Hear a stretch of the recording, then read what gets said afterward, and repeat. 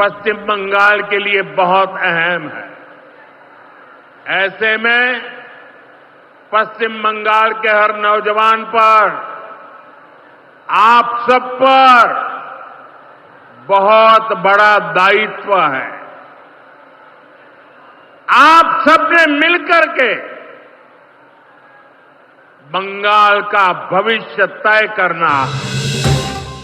21 বিধানসভা ভোটের কথা মনে আছে?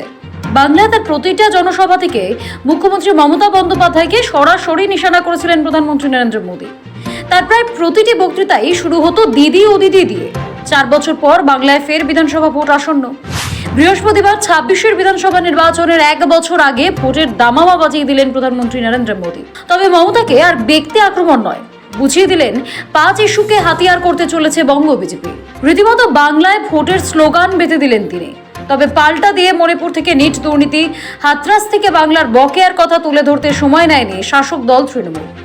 বৃহস্পতিবার আলিপুরদুয়ারের সভা থেকে রাজ্যের জন্য 5 বিপদকে চিহ্নিত করলেন প্রধানমন্ত্রী নরেন্দ্র মোদী। সঙ্গে তার প্রশ্ন, এভাবে সরকার চলবে তো? প্রধানমন্ত্রীর কথায় বাংলাকে ঘিরে রেখেছে অনেক সমস্যা। पश्चिम बंगाल एक साथ कई संकटों से घिरा हुआ है। সমাজের হিংসা ও অরাজকতা, মা বোনের নিরাপত্তাহীনতা, তাদের উপরে হতে থাকা জঘন্য অপরাধ, বাড়তে থাকা বেকারত্ব, মারাত্মক দুর্নীতি, প্রশাসনের উপর মানুষের বিশ্বাস কমছে, গরিবের অধিকার কেড়ে নেওয়া, শাসক স্বার্থান্বেষী রাজনীতি। एक संकट समाज में फैली हिंसा और अराजकता का है।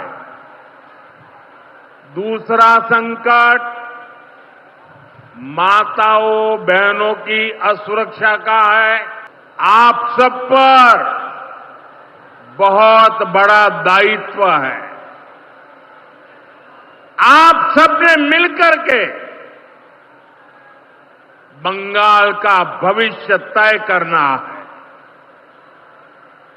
आज पश्चिम बंगाल एक साथ कई संकटों से घिरा हुआ है।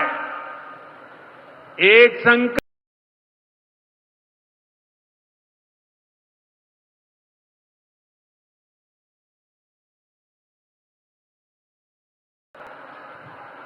दूसरा संकट माताओं बहनों की असुरक्षा का है।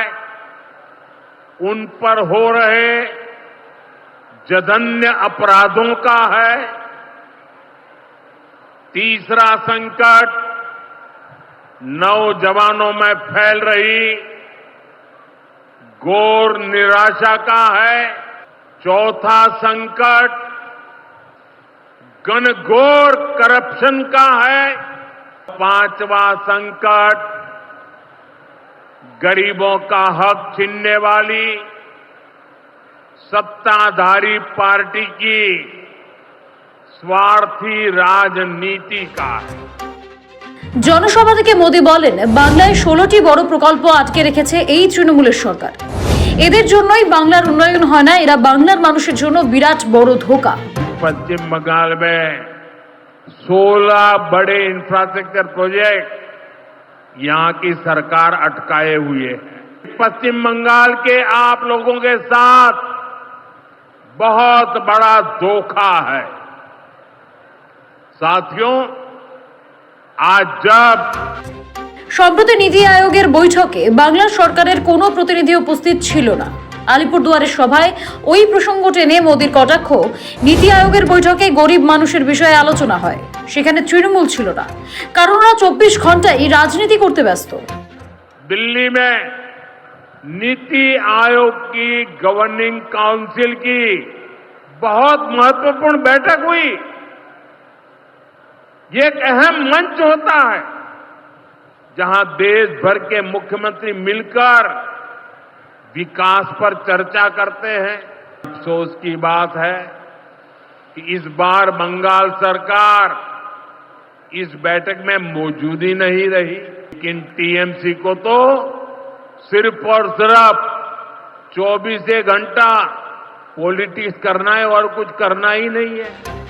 মোদির বক্তব্যে উঠে আসে মুর্শিদাবাদ মালদহে হিংসার প্রসঙ্গ। यहां मुर्शिदाबाद में जो कुछ हुआ, मालदा में जो कुछ हुआ, वो यहां की सरकार की निर्ममता का उदाहरण है। तुष्टीकरण के नाम पर गुंडागिर्दी को खुली छूट दे दी गई। पुलिस तमाशा देखती है। এরপরে তার প্রশ্ন, এভাবে সরকার চলবে? পাশাপাশি 26-এর বিধানসভা নির্বাচনের সুর বেঁধে দিলেন তিনি। নয়া স্লোগান দিয়ে বললেন, বাংলার মাটির চিৎকার আর লাগবে না নির্মম সরকার। क्या सरकारें ऐसे चलती हैं? बंगाल की जनता पर हो रहे इन अत्याचारों से यहां की निर्मम सरकार को कोई फर्क नहीं पड़ता। पूरा बंगाल कह रहा है, बंगाल में मची चीख पुकार, नहीं चाहिए निर्मम सरकार। যদিও মোদীকে পাল্টা দিতে সময় নেয়নি বাংলার শাসক দল তৃণমূল। বিজেপির আমলে গোটা দেশের 5 সংকটের কথা শোনায় তৃণমূল। এক্স চ্যানেলে তারা লিখেছে, মোদীজি 5 সংকটের তালিকা দিয়েছে, এগুলো নিয়েও কথা বলা যাক। এরপরে একে একে মণিপুর, নিট দুর্নীতি, হাথরাসের মতো ইস্যুর কথা তুলে ধরে তারা। আইন শৃঙ্খলা নিয়ে মোদীর খোঁচার পাল্টা তৃণমূলের দাবি, 2 বছর ধরে মণিপুর চলছে, আগে নিজের ভুল শোধরান মোদী। মহিলা নিরাপত্তা নিয়ে তৃণমূলের হাতিয়ার, উত্তরপ্রদেশের হাথরাস উন্নাওয়ের ধর্ষণকাণ্ড। সঙ্গে খোঁচা, মোদী সরকারের রেকর্ড লজ্জা দেয়। যুব সমাজের হতাশা নিয়ে তৃণমূলের পাল্টা, কেন্দ্রের অধীনে থাকা নিজে দুর্নীতি, দেশের